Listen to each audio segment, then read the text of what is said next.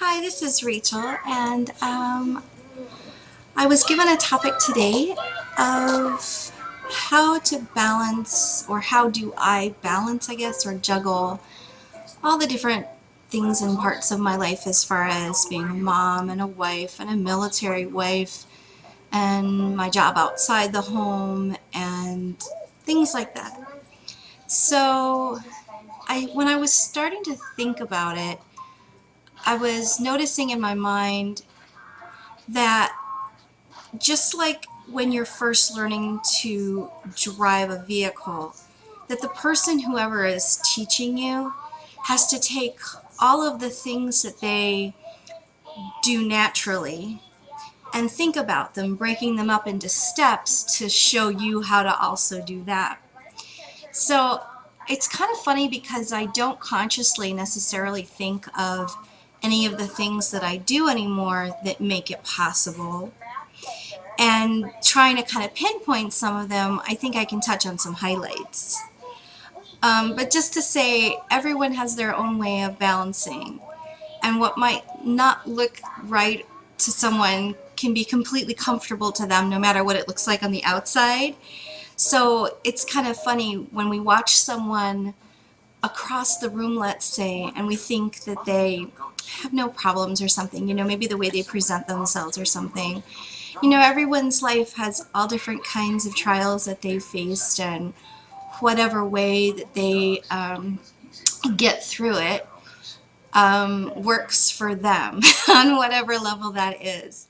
So that's some of what I'm going to touch on too, because what I choose to do and the ways that I choose to do it may or may not work for you, but I would hope that you would find the one that suits you best. So taking into consideration state of mind, the first thing I would absolutely say is whatever you set your mind towards doing, you're going to find a way to do it. You're going to set your goal and then break it up into small steps that allow you to take those steps every day that sort of provide the network of support that you require.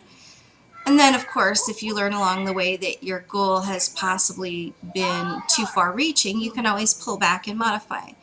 So, very simple things like making a to-do list. At first, when you put everything down on paper, you might think you can get 6 errands done in a day, but then due to whatever situations you might find, you can only accomplish 2 of those and not cause stress to you or other family members. So as a mom, I think it's very important to be aware of your own personal capacity and the requirements that other people in the home might have that either would support or not allow that to occur. So having that understanding, first starting out with your own capacity, I would say that however it is that you take care of yourself, that's going to completely be the reflection of how you take care of your family and how you feel about yourself in that.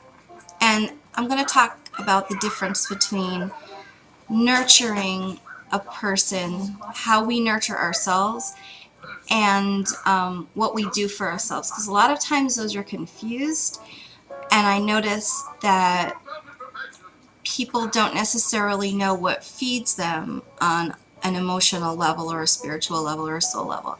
I mean, I think ultimately there's only one that can really, fill your tank with gas, so to say. For me personally, I know who that is, but for other people, even like let's say you're agnostic or atheist or whatever, then what makes you feel like you have energy and purpose in your life? Those can look like all different kinds of things. I mean, for me, what that looks like might be completely different than you. So knowing what those are, because a lot of times from the outside someone will say, oh, well, you should go do this, Well, if that feels to that person that that's going to provide that space of time for you to feel like you, then that's going to be a healing experience, a nurturing, supportive experience. But if it's not something that really feeds you, then it's not worthwhile. So you need to know what really feeds you so that you have enough energy to get down the road. Also, associations with people are very important.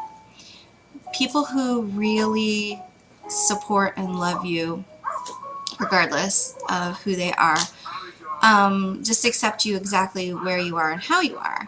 And knowing who those people really are, no matter what the situation is very important, because no matter what title a person has or what name you might have given to any kind of friendship or relationship, people don't necessarily always have the opportunity, sorry about the kids talking about, to provide to you what you might be asking of them.